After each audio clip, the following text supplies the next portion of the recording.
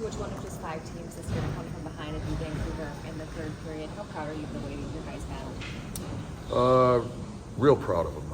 I just thought we had a certain, resilience about us all night long. We get down a couple of goals, we just stayed with it.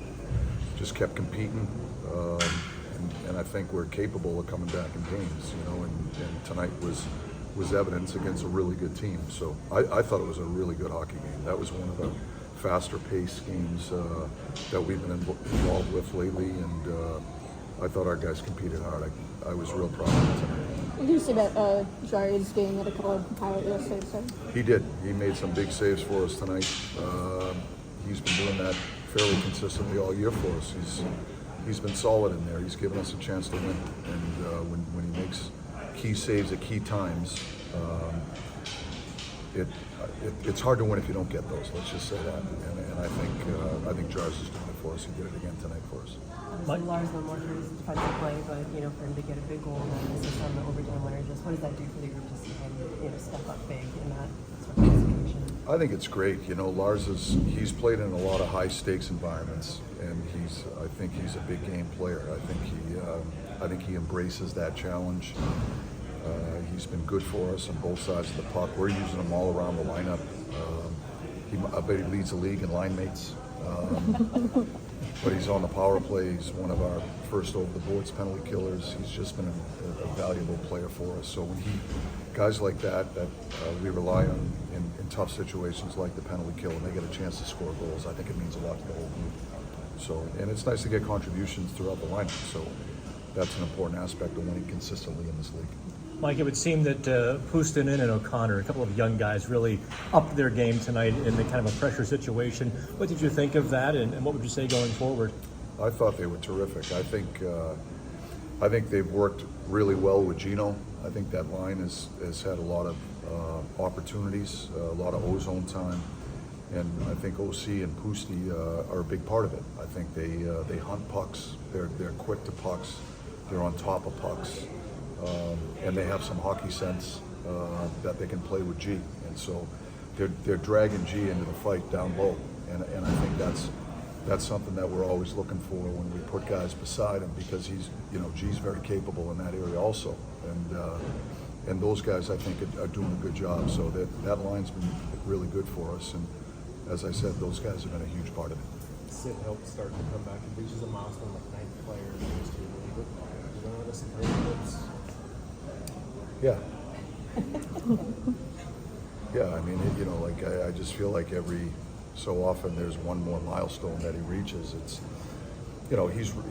he's had a remarkable career to this point, and he's shown zero signs of slowing down. I just think he's on close to a 50-goal pace. He's the heartbeat of our team, and he's playing an inspiring game for us, and so, when he reaches these milestones, it doesn't at this point surprise us, because there's a lot of them, but I think it just speaks volumes for how consistently well he's played for so long. To be able to sustain such an elite level of play for so long, I can't think of too many guys that have been able to do it like he has. And it just speaks to his talent, it speaks to his drive, his passion for the game. I have run out of superlatives. Do you have any takeaways from that overtime period? I mean, it was one of those ones where there's one chance of winning and then just kind of all places. Yeah, overtimes it's tough, because we have been on the wrong side of that a few times, where we've had an unbelievable opportunity down the other end, and then they come down to our end and score. I can recall one, we had a 3-on-1 that we don't score on. They come down, they go down the other end and score.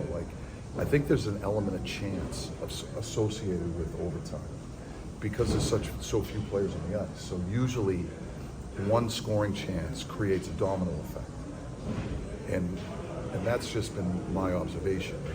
I think it's hard to control that element of chance, and so we're trying to control what we can with that, with strategies to defend, offensive strategies, puck possession strategies, shot selection. There's a lot of things that we talk about that we think can set us up for success, but I think the nature of overtime, I think, is there seems to be a significant element of chance, more so than 5-on-5.